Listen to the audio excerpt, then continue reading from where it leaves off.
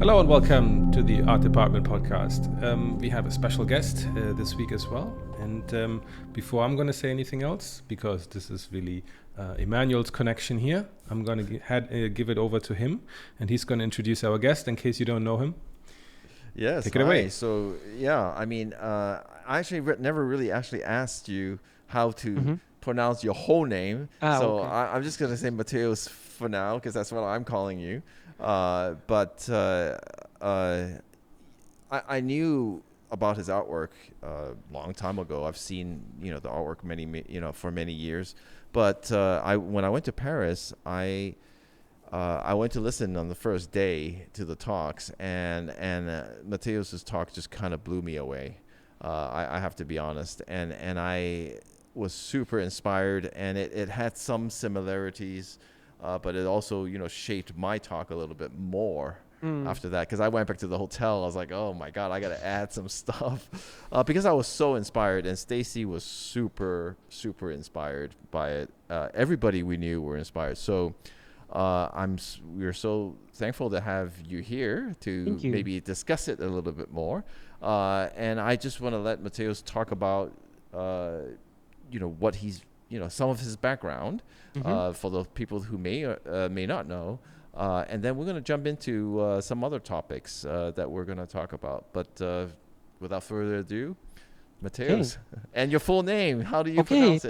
Thank you very much for introduction and for inviting me also. I'm very happy to be here. My name is Mateusz Urbanowicz, which is not pronounceable in most languages, I guess. But in Japan, they call me like Matt or Matto. And I'm a kind of interdisciplinary artist, originally from Poland. I came to Japan already 14 years ago just to study. I wanted to study animation and comics. But in the end, I stayed here. I worked as a background artist for animation. So I painted like the backgrounds for full-length feature films, like in an animation studio for 5 years. Then I did some like really short animated movies as a director, and then I started to focus more on my own work, on making my books.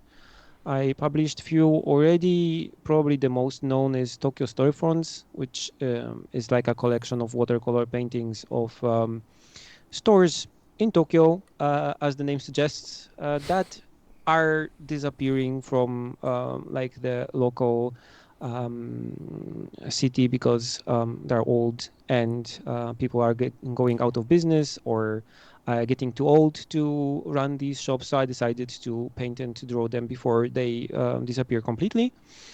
And this kind of started me on this journey that I'm on right now, on making books that are not art books and not travel books and not like books about Japan, but they have like all these elements in there. I do a little bit of like comic work, manga work in between, like helping my wife also a bit because she's a full-time manga artist. So we kind of work together in our small atelier, which is actually just a room in our house in like the suburbs of Tokyo. And yeah, that's it, I guess. Oh, great. That's great. it. There's a lot in there. Yeah, there's a. But you're probably the guest that's had the shortest intro, because most of them they just we've had ones that go on for like half an hour. No. Yeah, but there is a lot in there, and I find it fascinating, especially when you were showing some of your animations. And your work while you were in Japan. But I guess I always wondered, like, so what made you stay in Japan? Oh, okay. In the first place, I came to Japan because when I finished the university I was at in Poland, this was one of the only ones that did something about like painting and drawing digitally, because at that time I was like doing all my work on Wacom tablet. I was watching videos online, speed paints and so on, and I wanted to do also these kind of things. So I went to the only like university in Poland that did something digitally. Then I finished it, and I was left kind of out cold. The only kind of jobs that I could get in Poland were jobs in publishing, like making business cards from templates and so on.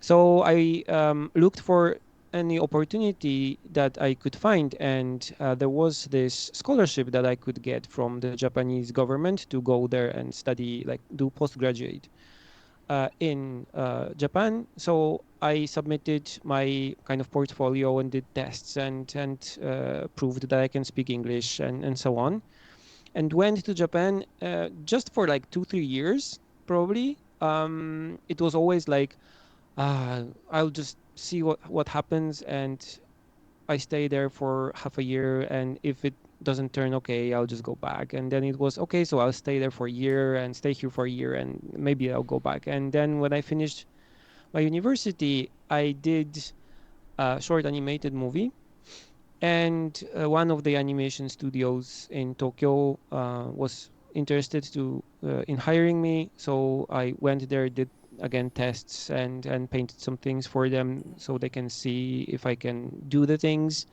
and again proved that I can speak Japanese this time. And I was hired, which was very, very lucky because um, I could do what I wanted. I always wanted to be part of the animation industry in Japan. I was very inspired by animations when I was still in Poland. So it was just like a dream come true to be part of a team that did actually the movies that I really loved. And I was also lucky because I was just hired full time as a member of a company. So that also gave me the visa that I needed to stay in Japan long term because I didn't have the student visa anymore. So I was financially stable. I had a very, very, very, very small apartment in Tokyo. So small that I had to go like this into the shower. But yes, I had my own place, and I was working full time in an animation studio, painting and learning a lot of things. So yeah, uh, I said again, okay, I have been here for like 3 years. Maybe I'll stay a bit more and see how it goes. If it goes bad, I can always go back or search for something. But I didn't. In the end, I stayed here, and I have a family here now. So probably I'm not going back anytime soon. Um, but this is just because, in the end, the visual industry in Japan is so big and so ever present that there is just a lot of opportunities for people that paint and draw and do stuff visually to have a life and to support themselves with their work in many ways. And this is something just that I haven't seen in Poland at all. Um, so I was lucky to just be in a place that I could do what I wanted, actually. Yeah, no, that's awesome. And then you met your wife in Japan, Yeah. I assume, and then that's that's why probably you it's 14 years, and you have kids. Yeah, I have a Yeah. son. He's Mm, like mm, 2.5 already. So mm, mm, mm. That's awesome. Yeah, I mean, so I mean, I'll get into like one of the big reasons for me hmm to really want to talk to you further is, and I I realize a lot of people haven't listened to your talk in Paris, hmm but I mean, I was really blown away at the content. hmm Big part was the social responsibility portion of it. Big part was like, do you have to really be that good in order to make good art? yeah. How important is technique, and we a couple episodes ago we actually talked about it, because hmm I was so like I was just came back from Paris and I was like, Okay. yeah.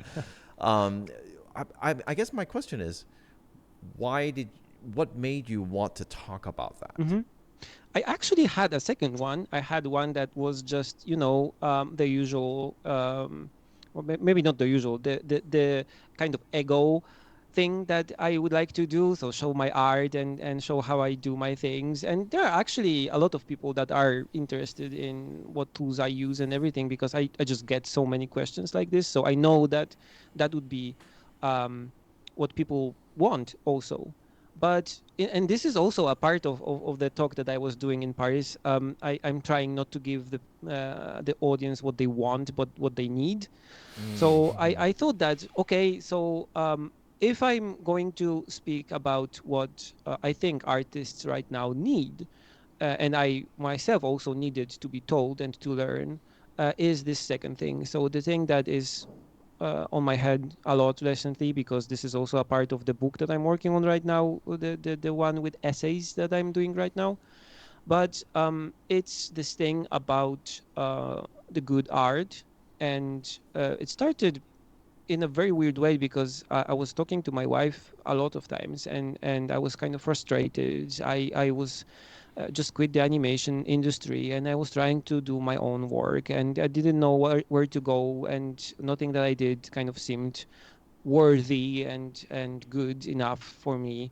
And I was talking to my wife a lot of times, and I just told her I want to do good art. I want to do like great art. And she was like, okay, so what is this great art that you're talking about? And I would always go like, I'll know it when I see it. When it appears like in front of me, when I draw something and I know it's great, it's great. And she would always get frustrated because this story would this talk would go on, and it would resurface like week after week.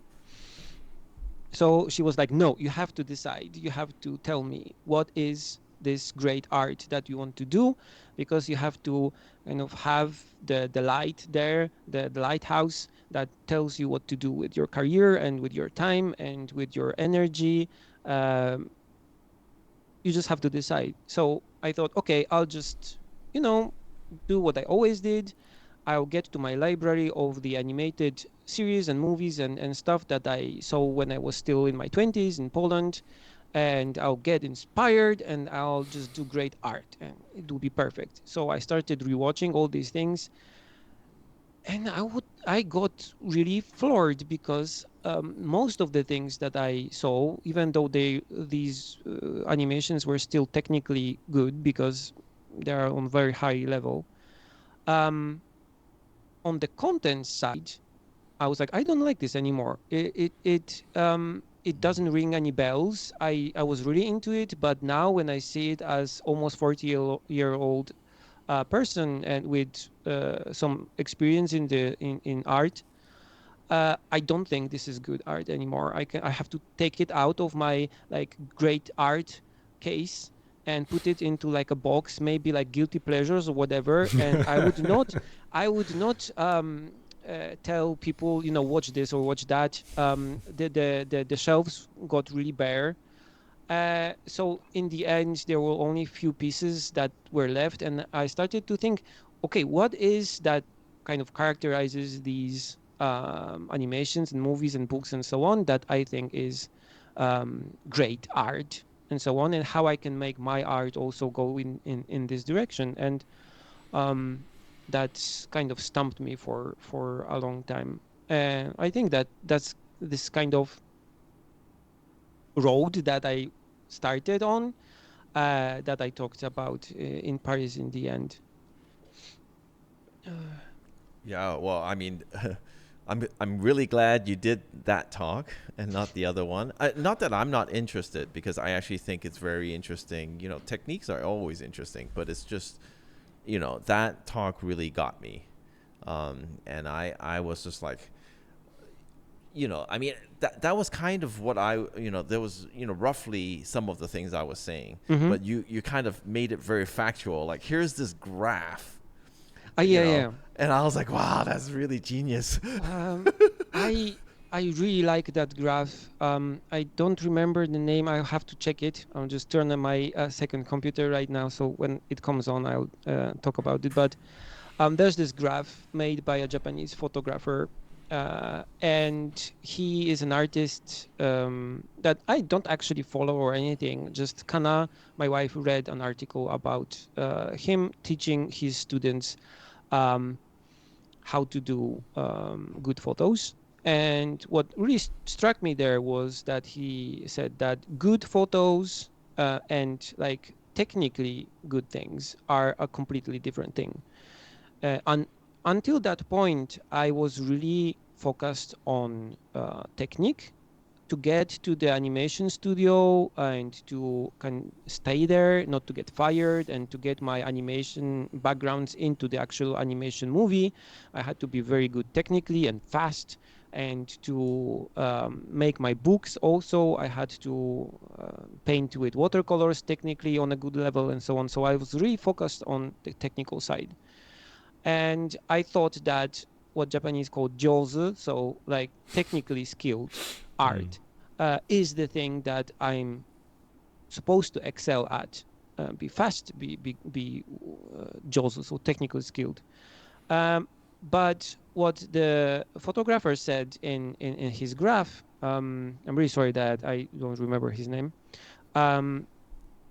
was that what he tells his student is like, don't care about the technical side, care about making art that is good. And he made this graph, which was good here and skilled here. So, and unskilled and bad.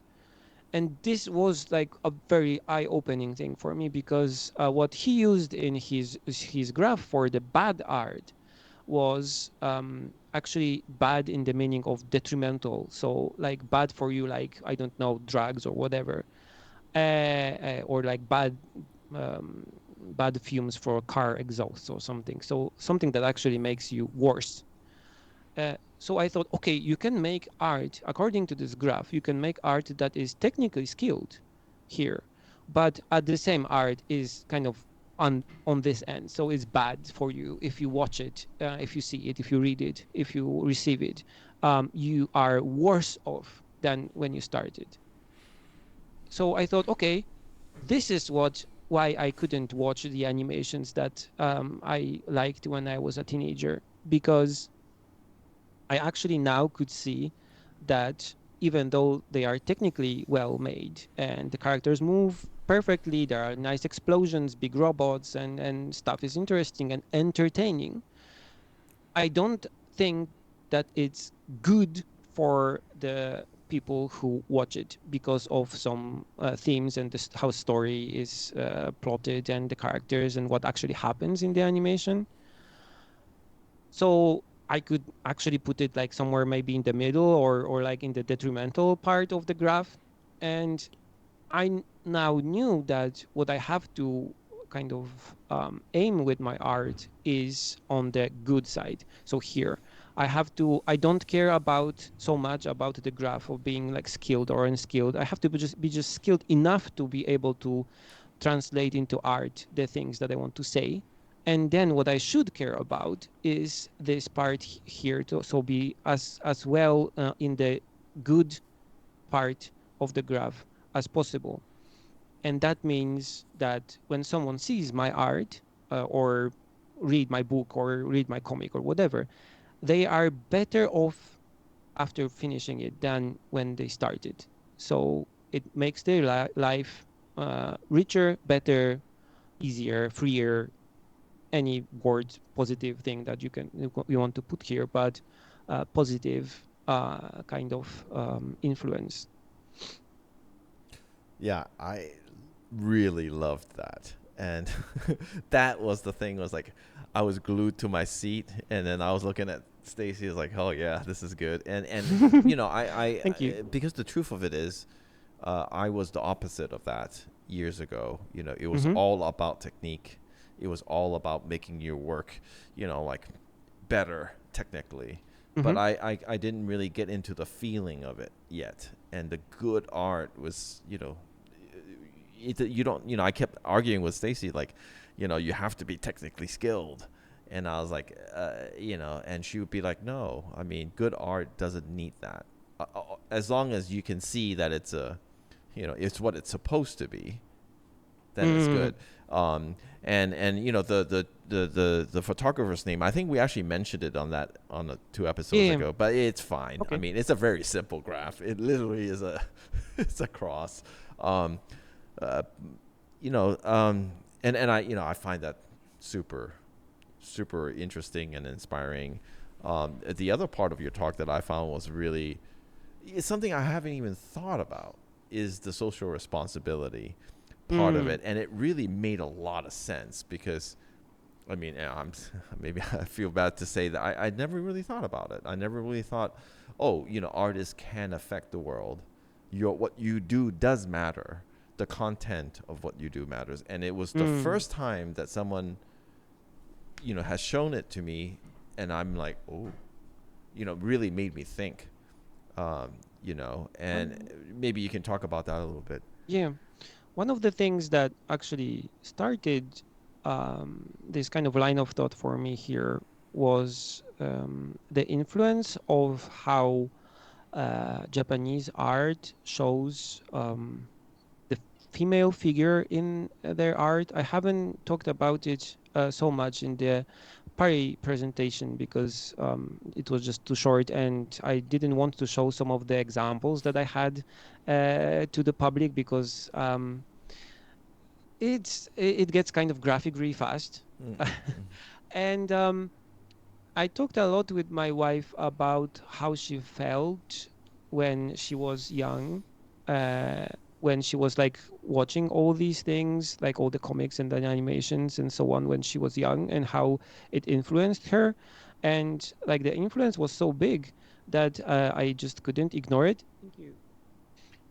And I thought, okay, she was influenced so much in her youth but by the art that was just surrounding her, and like every artist has this opportunity to gain this power to influence people through their art. And especially now with social media and so on, when we have such a huge reach sometimes, and like people on YouTube or whatever can get really famous instantly, almost.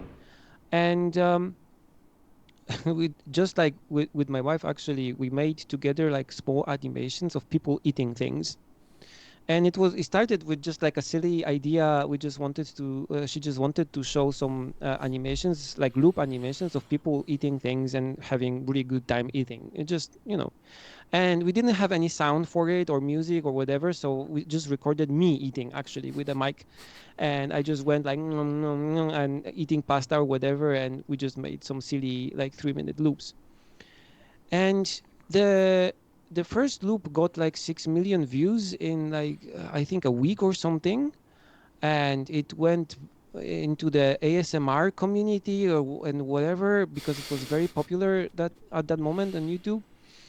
And I was like, this is very weird.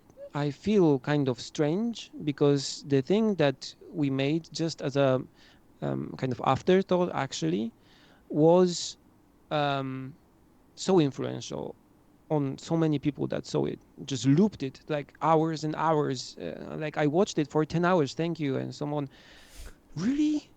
You really did that? So we started to think that should we make more, and what should we do with this like sudden thing that we had on our hands. And we decided, no, we shouldn't just do more. This is just like a project that we did for fun and to learn a bit about animation and so on. And this power, we became aware of this influence from some places, like the stories of Kana and the animation and so on. And I started to think about that. And then again, I learned from Kana about a speech done by Natsume Soseki, who is a really famous Japanese writer, was. And he was talking to graduates at university in Tokyo. This is a very famous and really wealthy university. I think even like the current emperor of Japan like graduated from there and so on. So these are really people of wealth and power and so on. So he was talking to these people. Look, now you have wealth and you have your kind of birth status and so on, but now you also have the knowledge that you gained here in the university, so you can actually use this power to influence other people. And this means putting the ideas that you have and the way of thinking that you have kind of on top of other people, like pushing it to other people. And I thought, wait a minute, we are doing the same thing with art. we are gaining followers, we are gaining our audience, and then we are making our thoughts in our heads and our opinions and biases and all these things. And through the power of art, and especially narrative things, we are pushing these ideas to other people. And I'm sorry for being so long. There was like a nice, really good episode recently that I heard about, and there was, I think, in Korea, a knife attack recently when the person was like slashing people at random in a train or something, and he was stopped by just a random guy other on a metro. I haven't read this perfectly, but um, what the hero of the day told the reporters is that he did that because they did that because the hero of their favorite animation right now, the cartoon Yusha, the hero, would do the same thing. So he did actually rescue some people in the real world because he was influenced by Japanese cartoon that he saw recently in the TV.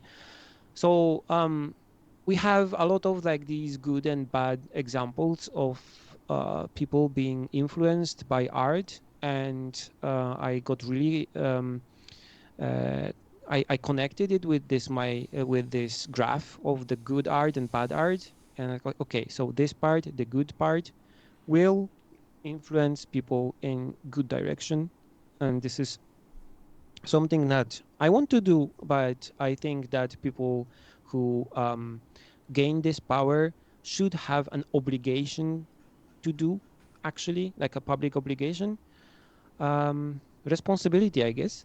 Um, so that's one of the things that I put in the presentation also.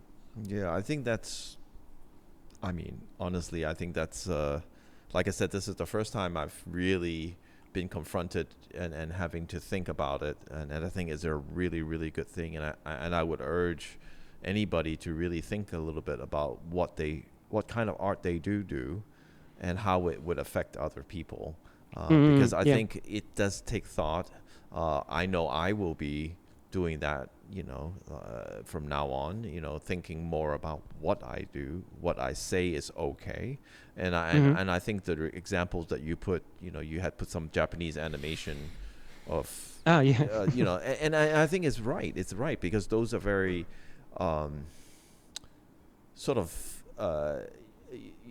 those are very hard to watch scenes, Mm, and I find it very disturbing, but at some and how it would affect people watching it. yeah. Uh, I was kind of disturbed with these scenes again when I was trying to make the presentation. I found them on YouTube or whatever, and I was like, okay, I'll just insert them in the presentation, and I rewatched them, and it hit me really hard, harder than I was expecting, actually.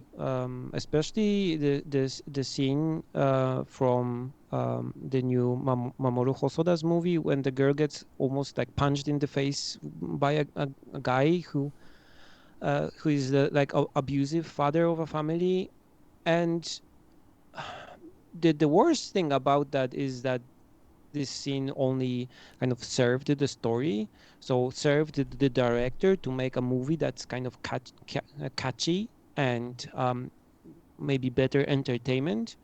But he was, I don't think he was thinking about the power that he was wielding at the time when he was making it. So about the influence that he will make on people that saw it. Mm, this is a theme that we also talk about with my wife a lot, is in the Japanese animation and kind of light novel and stories series. There is like this theme about um, leaving teenagers to do their thing, so to be the heroes of the story and so on. But oftentimes, when I look at it right now as a adult and a father also, I would never do something like that. So I can see clearly that This is just a thing that happens in the book or in the animation for the story and for the animation, and it's not realistic. But because it's painted in such a realistic way, and drawn in such a realistic animation style, it kind of makes it look like it's real. So we can really imagine that, okay, this girl in the movie discovers that there is an abusive father that kind of locks kids away, the two boys in their room, and the only way that they can communicate is through this VR kind of game, and she meets them there and kind of figures out when they are, and she actually tells adults about that. The adults around her like discover what she's doing, and they support her and they are kind of happy about what she did, of course, but they kind of let her go to like Yokohama or whatever on her own to like face this abusive father in this story, and that's okay. Um, which ends in this confrontation when she's like punched by him and so on. So it's completely weird on the moral level when you kind of analyze this like coolly like this. But this is the message of like the not the content, but like the thing in the animation itself, not the visuals or anything. And this is the thing that is kind of worrying me the most, is like what we are actually saying through the art, and not how good the shadows or the highlights were on her hair when he was punching her, huh?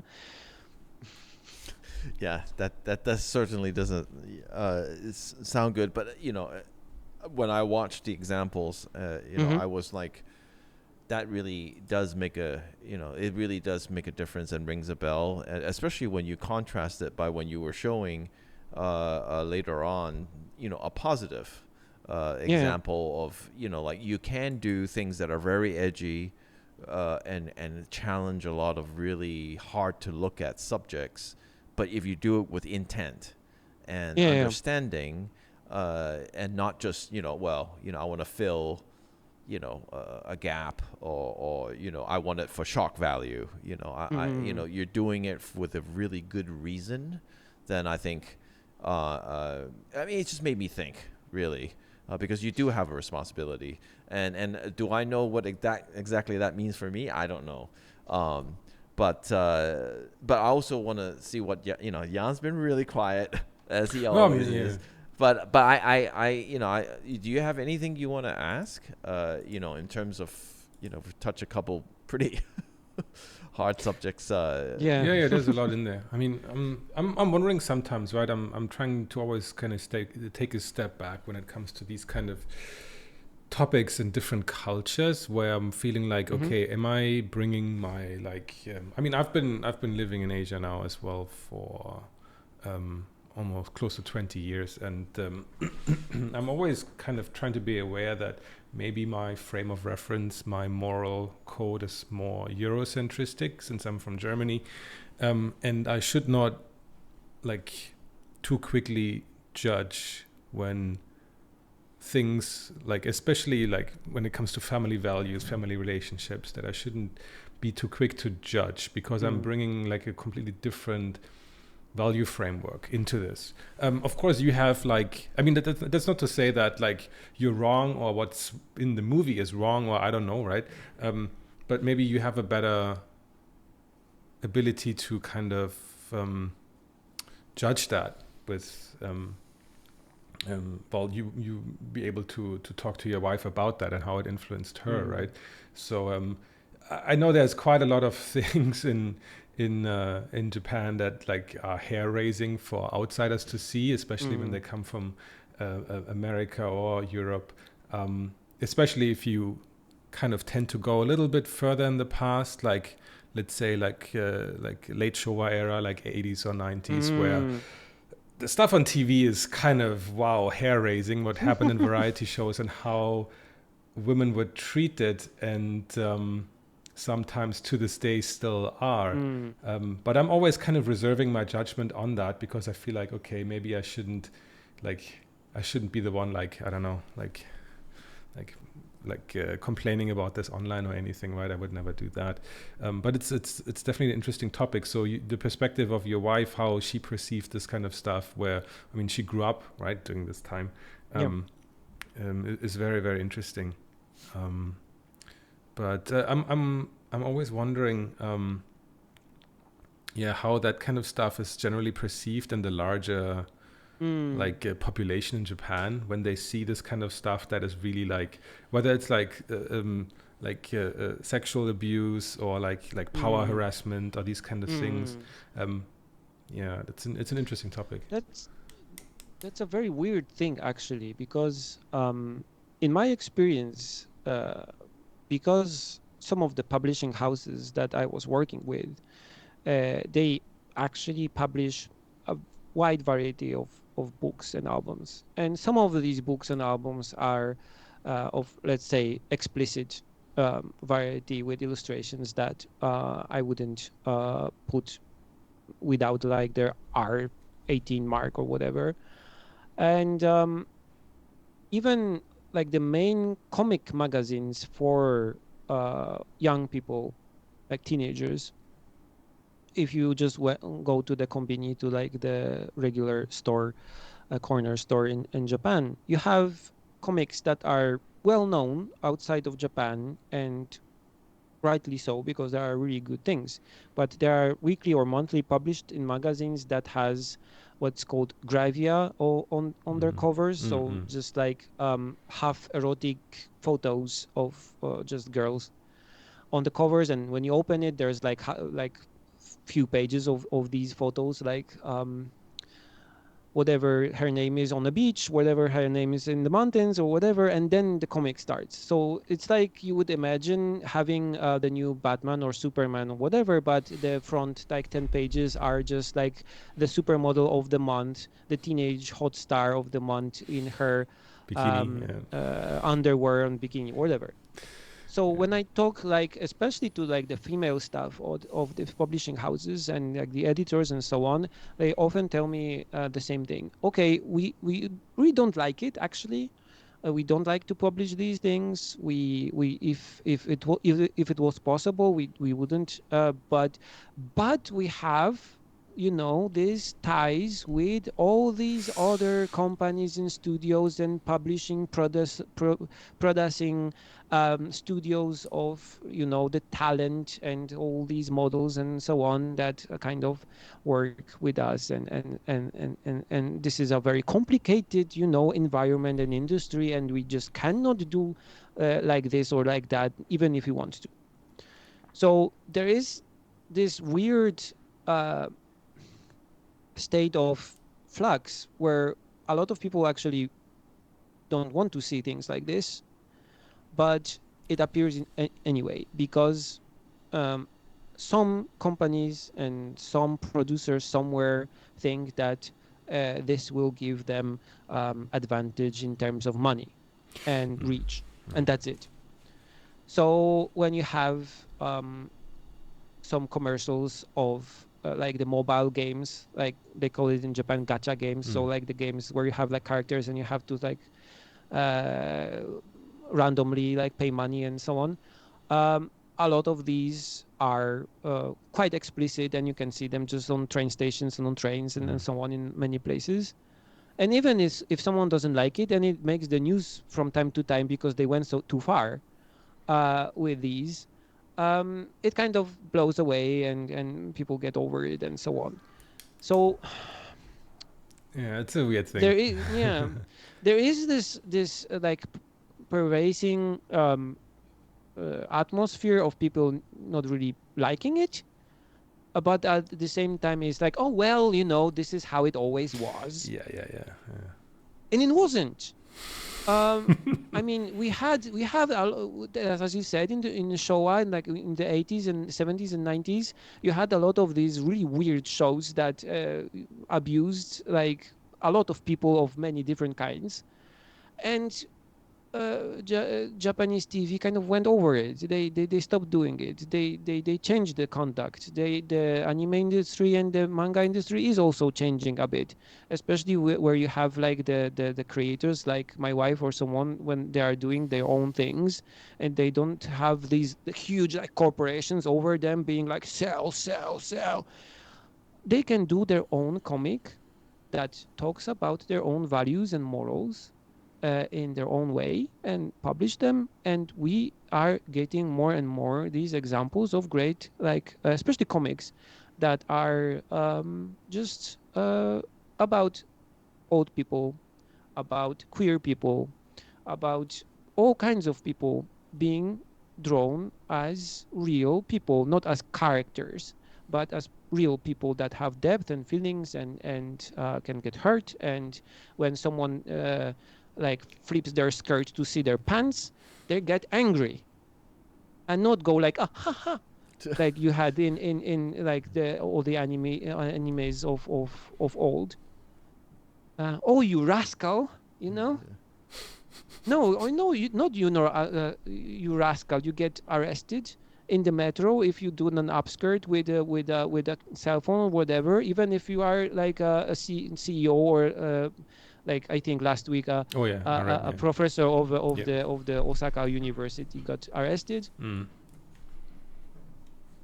Yeah. More, please, Yes, yes, of yes. this change.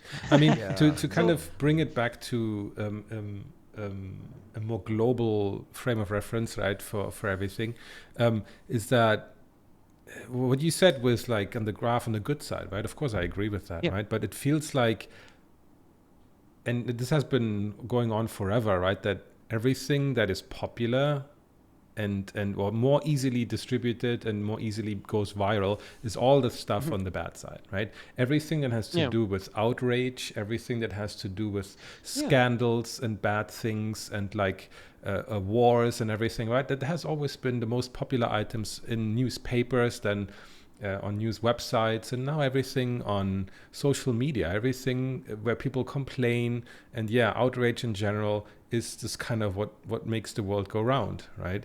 And it's very, and because it's also like the popular thing, right? That's what like people like to like consume, right? So it's like an uphill battle on every level, I feel, to And Yeah. I'm sorry. I think a lot of creators, even if they have like a very strong position, are kind of dealing with this. I remember Hayao Miyazaki, the director of Ghibli movies, like talking to a guy who was interviewing him for the documentary, and he was like, "It's really easy to make a movie that's about something negative, about something offensive, that would get entertainment really fast and efficiently, but it's very difficult to do a movie that is entertaining and positive and it's kind of wholesome and fun."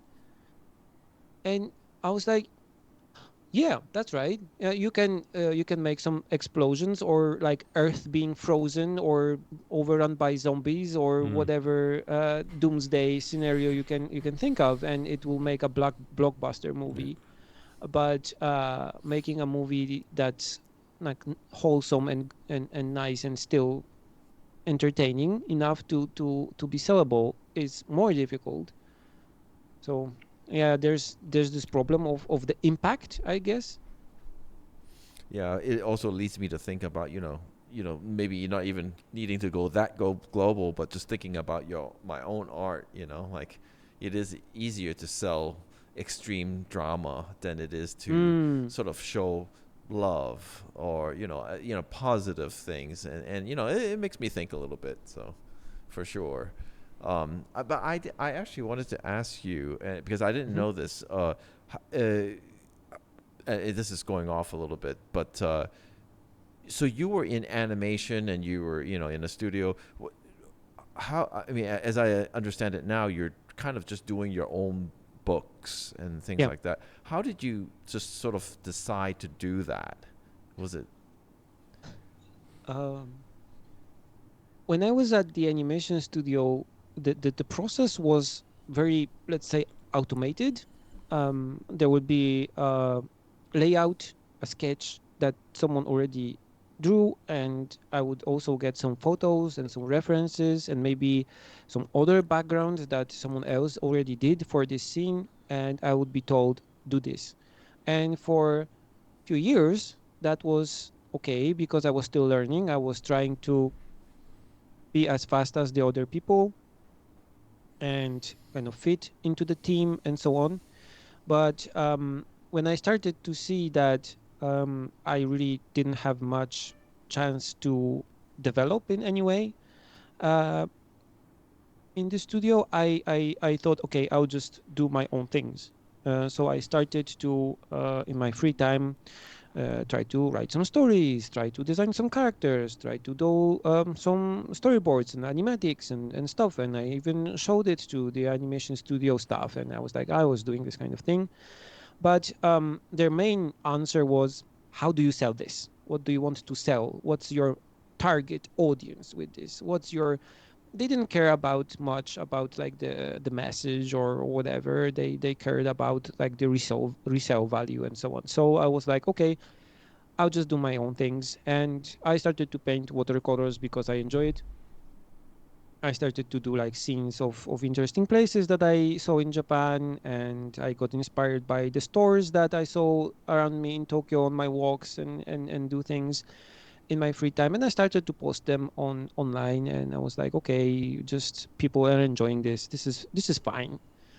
Um, I was getting really overworked and depressed in the meantime, because like the main workload was very heavy. But I was doing my own things, and that kind of kept me content.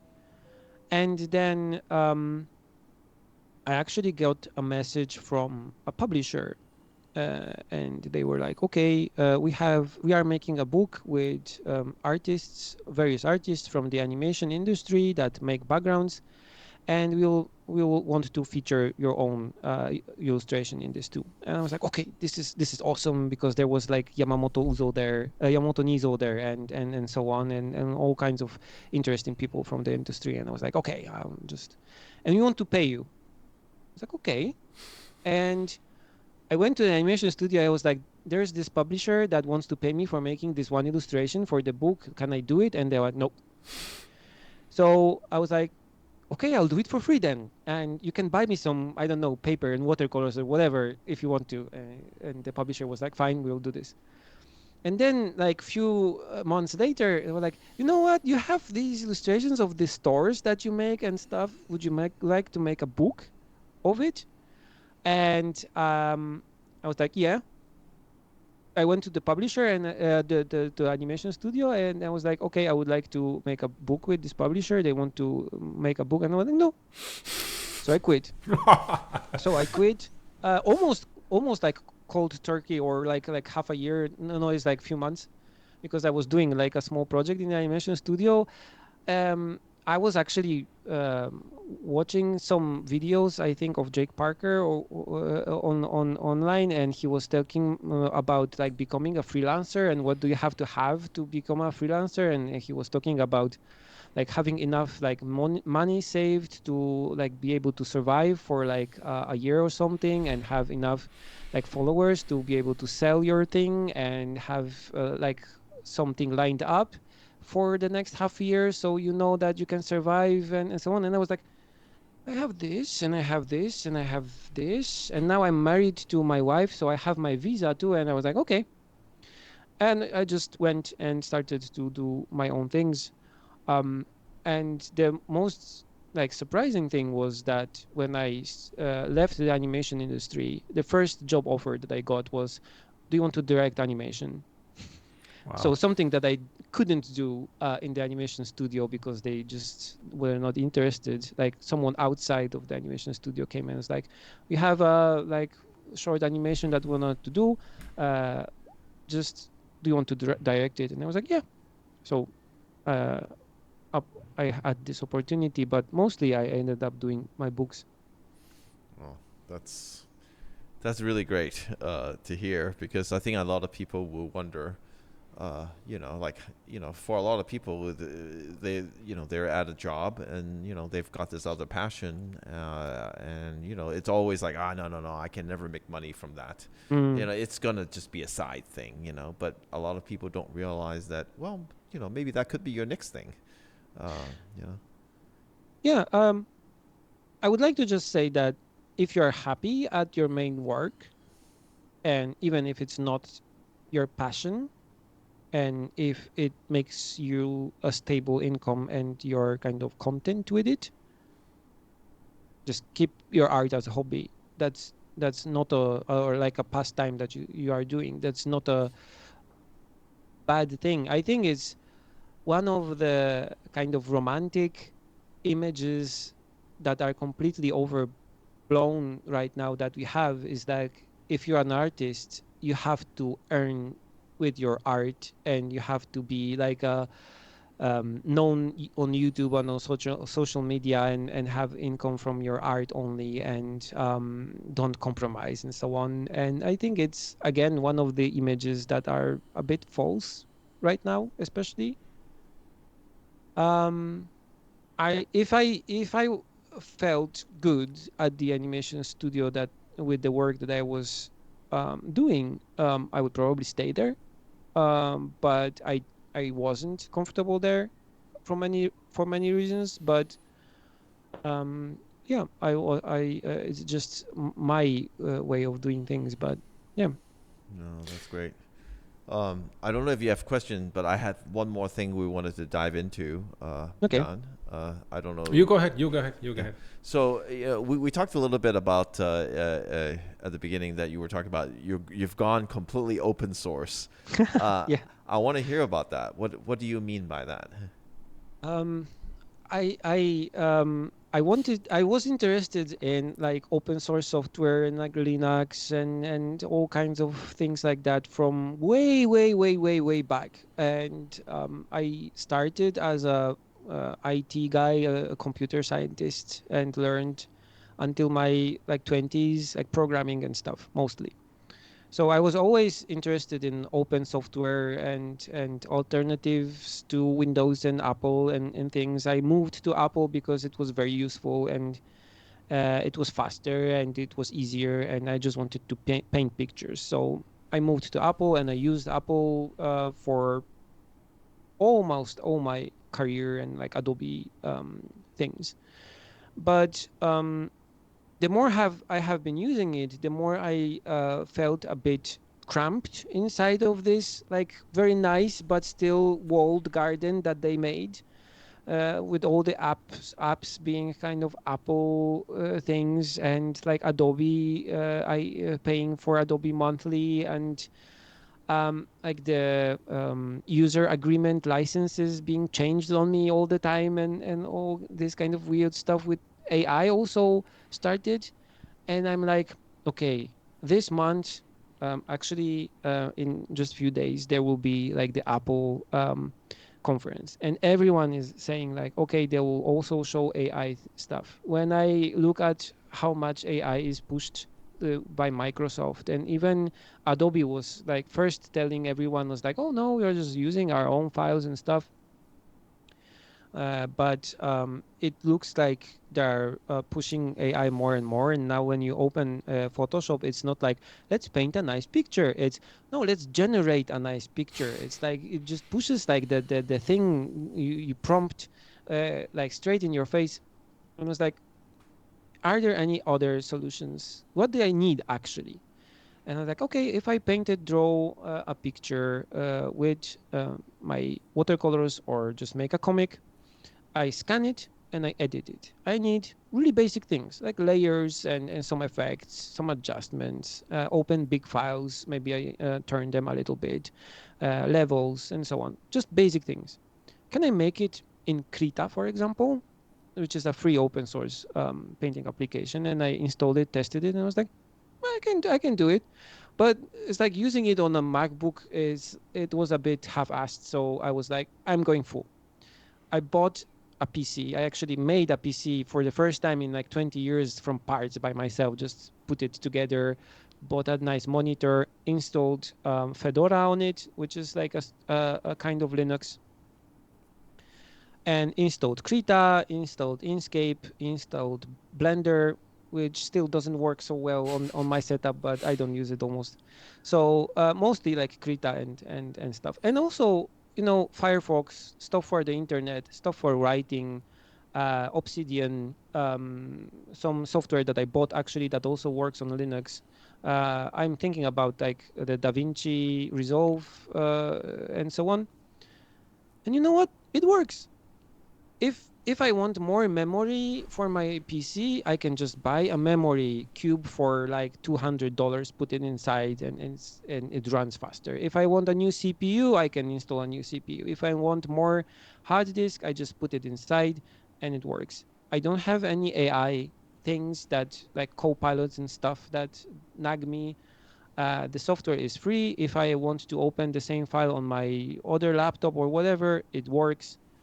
There are many benefits. Is it slower and a bit more clunkier? Yes. I mean, Photoshop is awesome, but it does what I need it to do. And for now, it feels like I'm kind of 10 years back in time in negatives, but in positives way too. It feels like I'm back to, I don't know, CS1 or whatever, on an older like Mac Mini, or when I was using a Mac Mini or something like that, in terms of speed and how it performs and so on. So it feels like in bad way 10 years back. But at the same time, it also feels like I'm back in 10 years in the good ways too. So no subscription. The software is free almost completely. And I have just my Wacom Intuos for like the old one that I still have and use, just connected to my PC with a monitor. And when I need to scan a file, edit it, and then put it into my book, I do it. And I don't use any clouds. I don't sync with anything. I don't generate stuff with AI. I don't train anything on my art. I don't even put it on social media because I don't know which one will train their AI on it first. So I made a Kara account, but I don't know how it will turn out. But it feels kind of like I'm back to normal. I'm back to just doing stuff on my PC, which is a tool. And when I press like turn off, power off, you know what? It turns off in like 3 seconds and goes like click, and it's off, and the screen is black, and it doesn't do anything. And good, I can just stay here on my desk, draw in my sketchbook, and it's bliss. Yeah, I'm kind of happy. Yeah, no, I mean, there's something to that, and I think, Jan, we're, thinking about doing an episode on, this kind of thing, alternatives, and also, alternative websites, alternative social media. What does it really mean, especially now with Adobe in a little bit of hot water, with their new user agreement thing that everybody is not happy about. And, in general, Photoshop has been super bloated since they tried to incorporate 3D, which was like 12 years ago. And I'm like, 3D?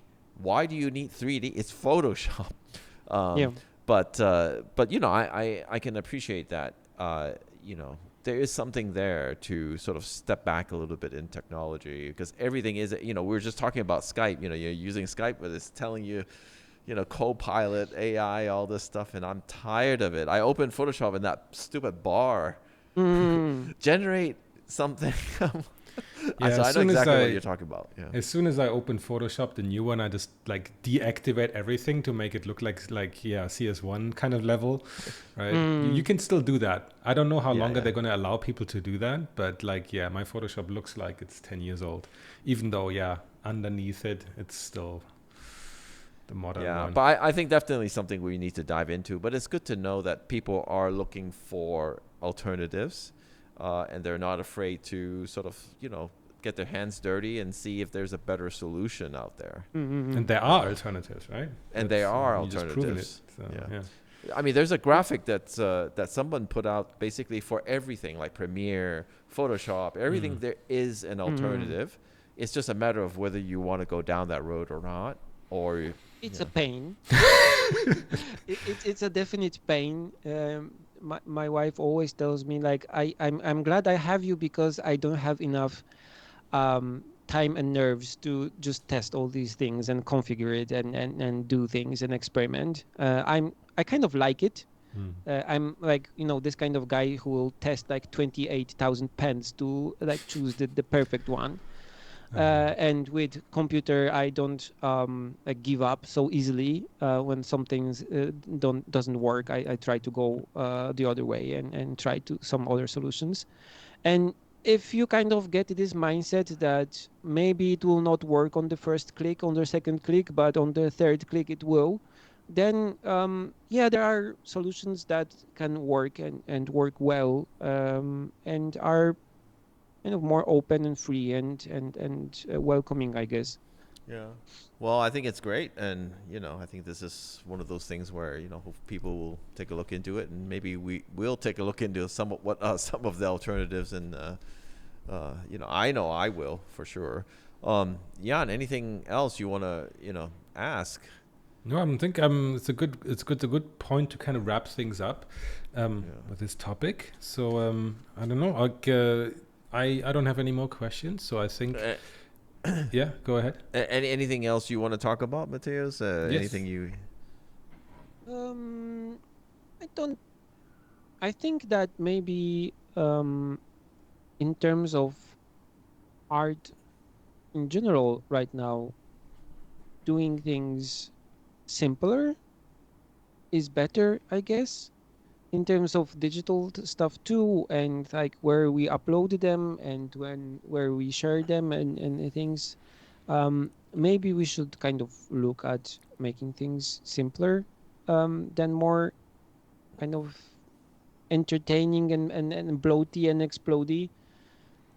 I think maybe like doing even sketches with a pencil and just posting a photo of that on like Instagram or whatever, like I did when we started, like whatever 15 years ago when Instagram started. We just like post a picture of your sketchbook or whatever is okay. And if I don't like some things that Adobe does and so on, there is this fear of missing out. There is this fear of like, oh, if I quit like Behance, maybe I'll not get it. I will not get the next job or whatever. And I think there are still channels that will allow us to kind of communicate and circumvent that, even if we quit Adobe or quit Instagram or whatever. So if I think we don't feel comfortable with something, there is always this option of quitting that, and we should have a bit more guts to actually do it, I think. It's like with Adobe, you said like they were in hot water about their user like license, and they actually like, I think this morning they like responded to it, and they were like, no, we didn't mean it. We will not read your things, and we certainly will not read your things that you have on your computer. No sir, we will just like analyze your things for. And Microsoft also with their recall thing, like the AI thing that The makes screenshot screenshots. of your desktop like every second or something. And I was like, oh no, we will make it like opt in or whatever. So if enough people kind of raises their voices about things, like a lot of the artists that I know already, like yesterday or something, quit Adobe and or like posting about that online. So if enough people raises their voices and just stop giving money and time and attention to those corporations that we don't like anymore, um, I think they will have to kind of listen to what we have to say in the end. No, I think that's a great message, and Hmm. that's also why I think a lot of people are jumping to Kara just to try it out. But Yeah. I mean, it's anything because what how Instagram is doing recently, with their new training AI stuff is not cool. So Mm. I can understand why people are jumping over to another platform to try it out. Because I think artists do need a place to share, but there are better ways to share. and not just the old way. But that's awesome. I mean, Okay. it's great talking to you. One more thing. I Oh, just wanted to say that the Japanese photographer that I was talking about, is called Hatano Hiroshi. And he was the one that came up with this graph of good, bad, and like skilled, unskilled art. And I just want to give credit. no, that's awesome. Perfect. We'll put it in the description as well. Cool. Thank you. Well, thank you so much for your time. Thank you for coming on. And to our viewers, thank you for tuning in again. I hope you learned something. Please follow not only us, but also Mateusz and buy his books, right? Yes, I know thank there's you. quite a few out them already if you enjoy his art. For those who can read Japanese, I think your new book is coming out soon, the one with the essays. Yes. An English translation is still pending. And of course, But you're working you on... can Mm. you can read some of the texts that I'm including in the books on my blog also. I Cool. updated them and then modified them and wrote almost like the second part from scratch, like doubled the contents. But some of the things that I'm talking about in the book are on my blog too. So Awesome. if We'll you are link to that interested. as well. Yes, for Cool. sure. Awesome. Okay. Thank you so much, guys. And we'll see you in the next Thank you very episode. much. Yes. Thank you so Thank you much. very much for inviting me, and thank you.